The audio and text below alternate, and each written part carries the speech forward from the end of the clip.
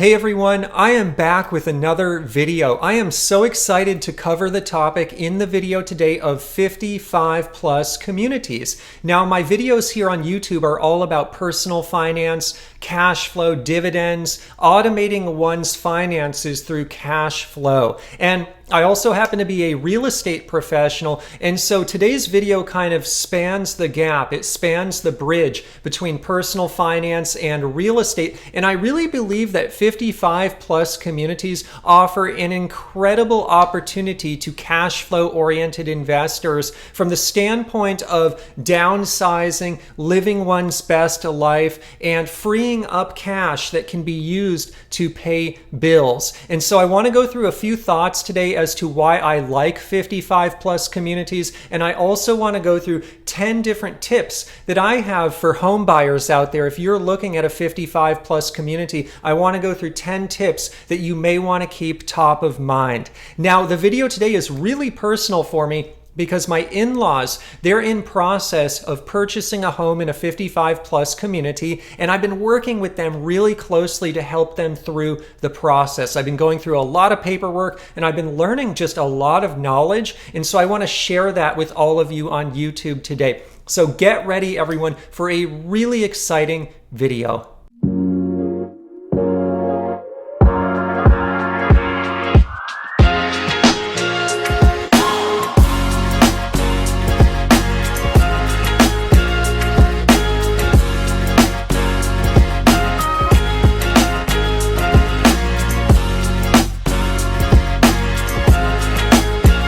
Welcome to PPC Ian. This is dividend stock investing for everyone.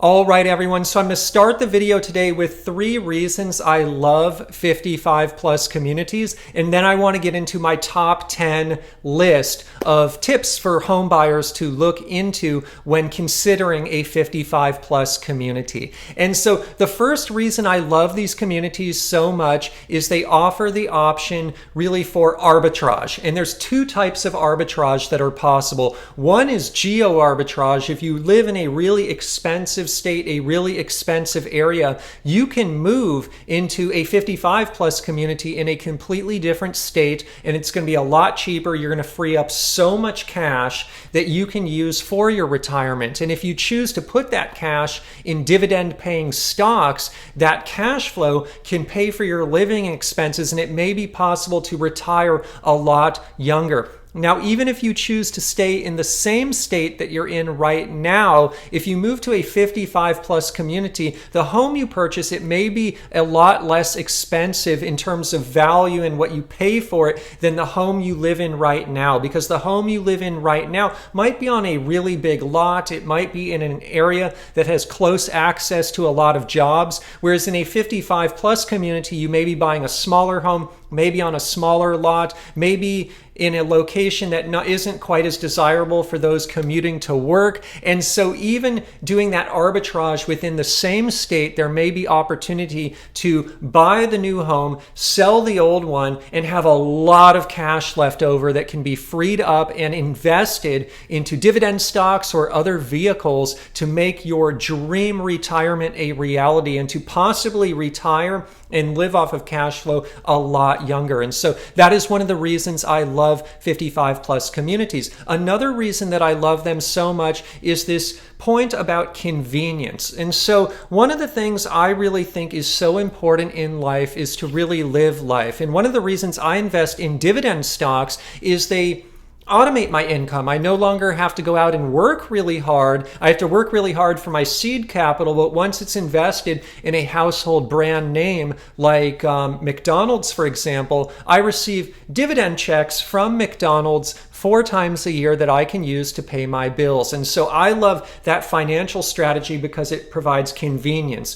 Well, 55 plus communities offer a world of convenience for seniors and for anyone who's 55 plus. In many 55 plus communities, they'll have a fitness facility right there. They'll have a pool right there. In some of them, they may even have an indoor pool that you can use year round. They may have a community director there who coordinates all kinds of activities. And so that's something to look into. If they have a community director on site, you're going to have a lot of new neighbors who are all more or less in your same situation. And so if you live somewhere where all your neighbors have moved away and everyone's new and a lot of your friends aren't there anymore, the 55 plus community brings that sense of community right there in front of you. And so also a lot of these 55 plus communities offer a variety of walking trails and just a world of convenience in one place. And so you get to live your life easier and have more fun, more time to do the things you like versus just driving around to different things to get to different places, because it's all there.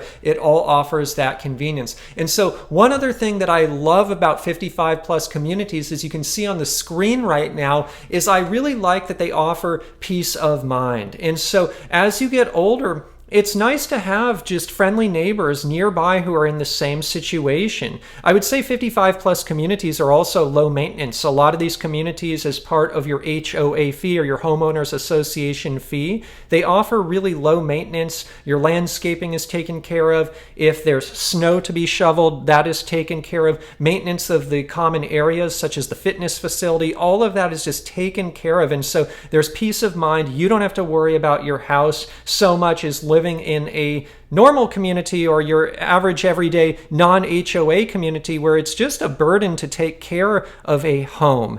And so what I would say also in terms of peace of mind is there are so many 55 plus communities now, you can choose one that is close to where your family or relatives live. And so let's say you have children and they've graduated college or they've moved on to some new area and you want to be closer to them. By choosing a 55 plus community near them, you can be near your kids. And so you can check so many boxes off of your checklist. You can downsize and get rid of some things you just don't need anymore. That frees up the peace of mind. You can save money. You can move from something more expensive to less expensive, pocket the difference, invest the difference, and you can be near your family. And I'll tell you right now, as someone personally who's in the process of moving, I'm leaving California for a new state, and I've seen firsthand just how certain areas, they can evolve over time and they can change. And where I live and in California, it's a lot different than when I grew up here. And now I'm not saying that's a bad thing or a good thing. I think everyone needs to assess the situation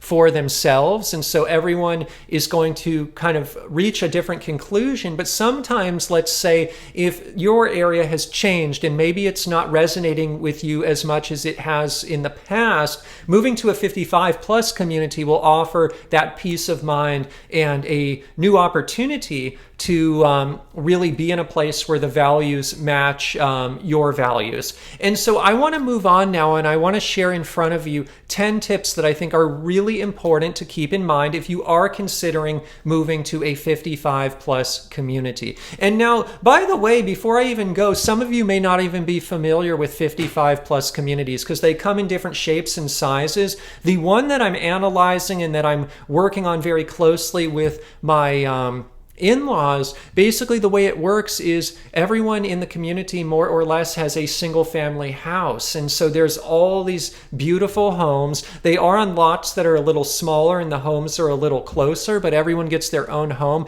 Now, I would say some of the homes, to my understanding, might have one shared wall, and so that's something to keep in mind. But the majority of them, to my understanding, are detached completely. But there are other types of 55 plus communities, maybe in more of a city setting where you may be in one large building or a high-rise or something like that. And so as I'm speaking today, I'm speaking more to the suburban 55 plus community. We see some of these in California, even up in the greater Sacramento area. There are some of them as well. And so they're more suburban and they're single family homes. That's really what I'm talking about in the video today, but there are other types as well. Anyway, I want to get into tips, so check it out on the screen right now. The first tip in the video today comes down to choosing choosing whether you want to go with your own licensed real estate advisor or realtor, or if you want to buy directly from the seller's agent without having a realtor. Generally speaking, I would say that most home buyers out there are going to want to have their own realtor. And even though you're buying directly from the developer, you're buying from a new community, you're buying a new home, having your own realtor on your side is totally going to help you out. Now, there are a few exceptions, and I would say the main exception is if you have someone in your family or a close friend or even yourself are a real estate expert, like a deep real estate expert, and you can really help with the transaction. There are cases where you can rely on the seller's agent alone without having your own realtor. And in some cases, that may be able to either streamline the process or even save you money on the transaction. And so that is an option out there for people. But most people, I would say, are probably best off having a realtor on their side. And keep in mind that it is okay to bring a realtor into this type of transaction, even if you're buying directly from the developer, because there are so many nuances to purchasing a home in a 55 plus community. You're going to need someone on your side who can advise you along the way. So that's tip number one. Let's keep going. Tip number two, as you can see on the screen right now,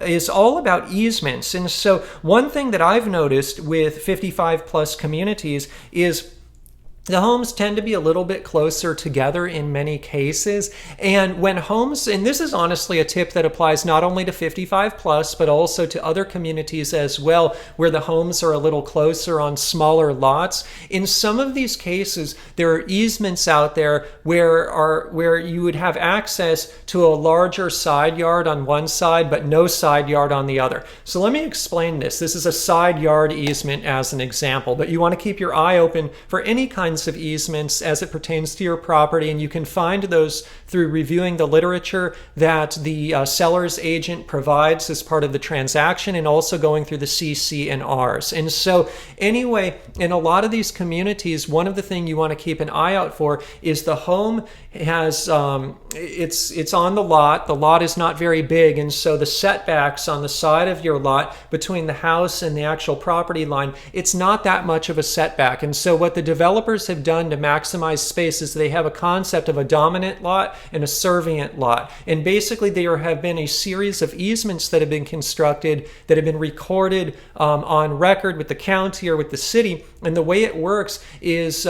you'll have access to an entire side yard between your home and the next home. Even on your neighbor's property, you'll have that whole side yard. And so you have your part of the side yard and your neighbor's part of the side yard. But on the other side of the house, you're basically giving away your side yard easement to your neighbors. So they have a big side yard on the other side. And so you want to keep in mind, are there side yard easements? Are there any other type of easements? Are you comfortable with that? Now, obviously, if you need to paint one side of your house, that will be allowed. But the reason they do this is to maximize space and to offer the homeowners a better experience, because the homes are so close. If you just have these really small side yards, you can't really do too much with that. And so that's something to keep in mind, and you'll be able to research that as you go through the documents. So tip number 3, let's keep going. Check it out on the screen right now. And so the third tip I want to talk today is about guests. And so if you live in a 55 plus community, if you plan to have grandkids visiting you, for example,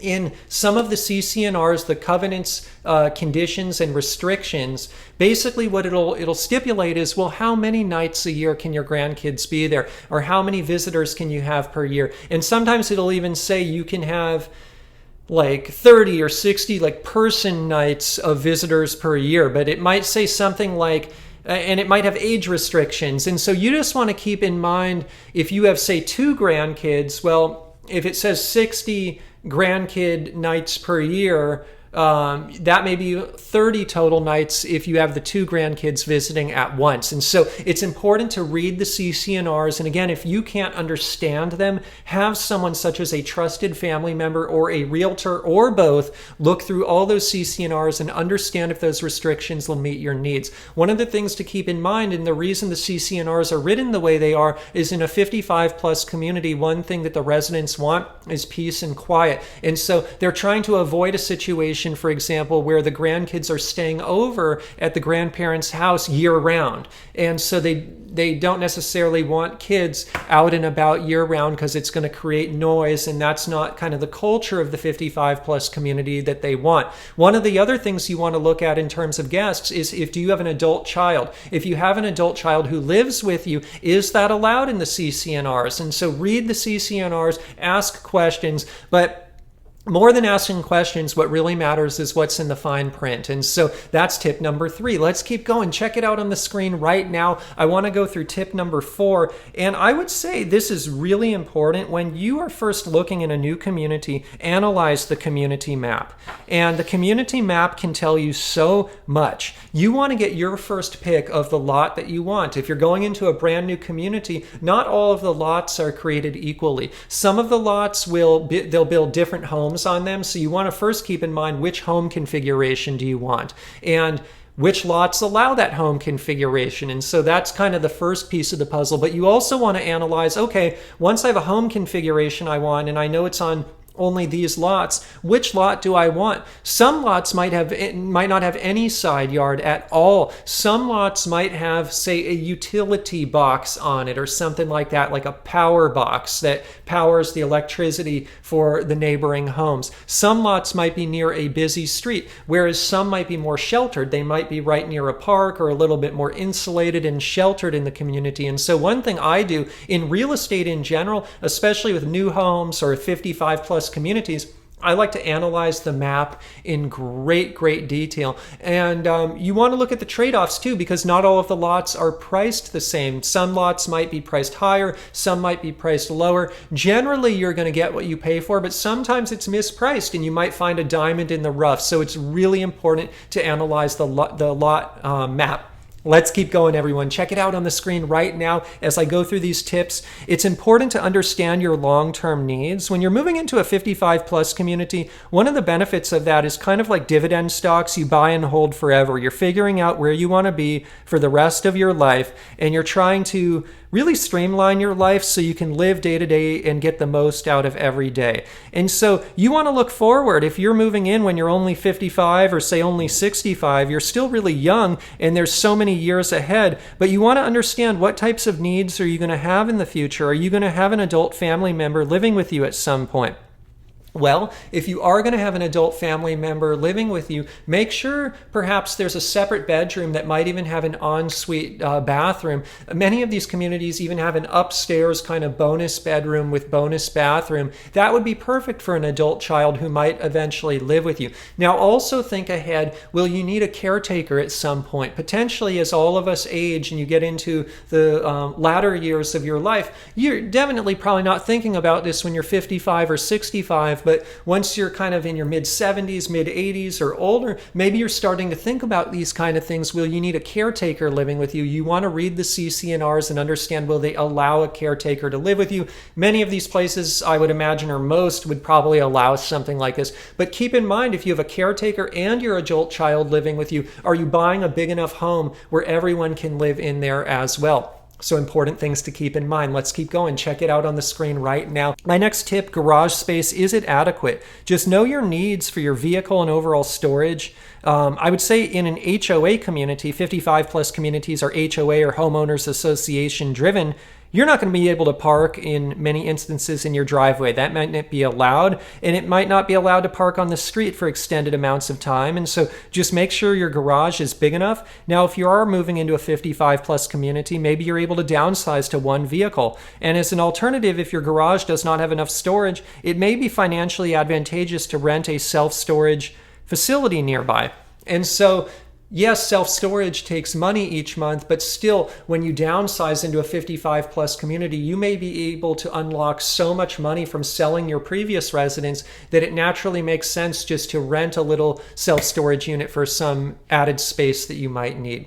Let's keep going. Check it out on the screen right now. Next tip for 55 plus community is ask your kids and your family about stuff you're getting rid of. Now, it's really important to keep in mind that typically speaking, when you move to a 55 plus community, you're going to downsize a little bit. I think downsizing is a really positive thing because it frees up mind share. All the stuff that we own in this society, do we own it, or does the stuff own us? Sometimes I feel like all the stuff I have, it owns me. And so it's sometimes really exciting to get rid of things because it frees up mind share just to live life and enjoy each day to the fullest. But when you're getting rid of your items, you may want to just ask your children, ask your family, hey, do you guys want any of these things? Because I think so many people moving these days, they just assume in our era of like Marie Kondo and all these types of shows and books about streamlining, downsizing, and being minimalistic, people are assuming that, hey, no one wants my items. But you shouldn't just assume that, because you may have some important family memories, family heirlooms, family items that your kids or friends or someone may want. And so don't just get rid of it before asking other people if they want it. And you might be surprised. Your kids may want things that you don't even know they want. And so let's keep going. Next tip, as you can see on the screen right now, is all about budgeting.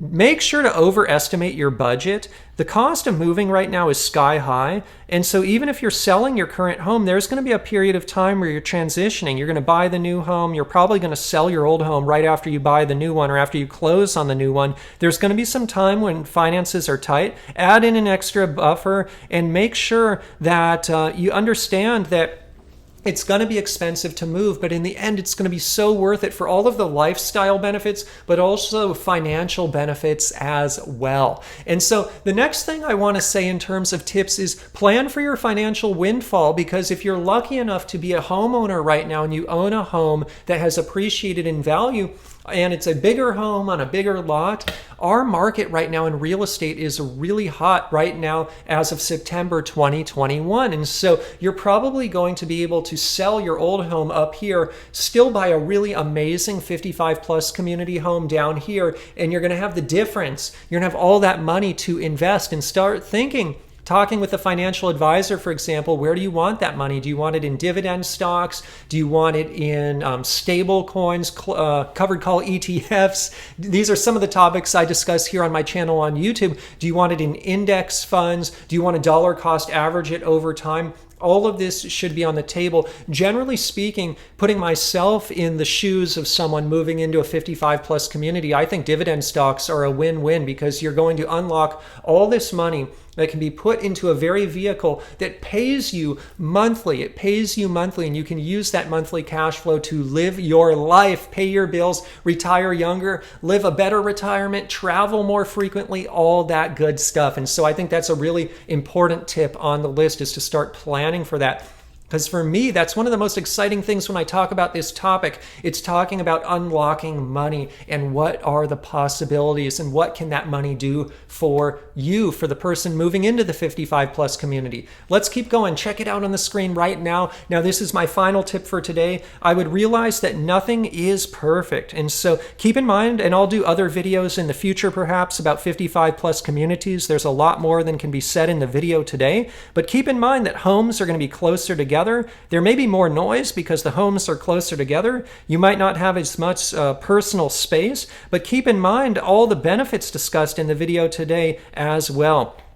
And keep in mind that life is never perfect, but it's about looking at the entire picture. And there are so many benefits of 55 plus communities. They're not for everyone, but for the right home buyer, for the right person in the right situation, it can be a magical way to enjoy those retirement years.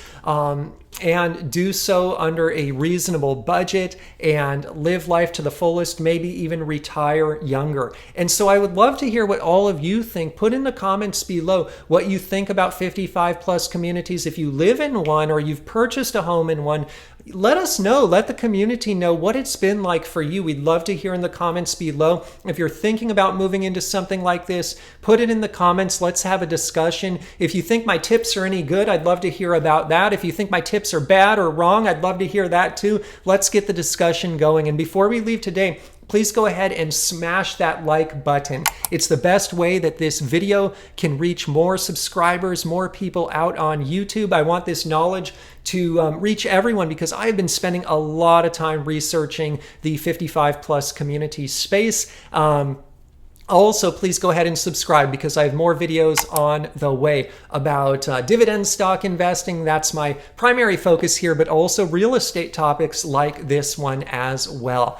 I love you all. I really appreciate the support here on YouTube. And before I go, in terms of a full disclosure, I own the stock mentioned today, McDonald's. I'm long McDonald's, ticker MCD. Also, in terms of a disclaimer, today's video is not investment advice. It's not real estate advice. I'm not a licensed investment advisor. I'm not a licensed realtor. I'm just sharing my journey here on YouTube for fun and entertainment. And it's important to go out and consult with a financial advisor, with a realtor, before making any types of decisions as it pertains to real estate or personal finance. And so really important to keep in mind. I'm just sharing my journey here for fun and entertainment and sharing the things I've picked up along the way. It's possible to lose a lot of money in real estate, possible to lose a lot of money in the stock market. So proceed with caution and consult the experts. All right, everyone, thank you for watching, and I hope you have a wonderful day.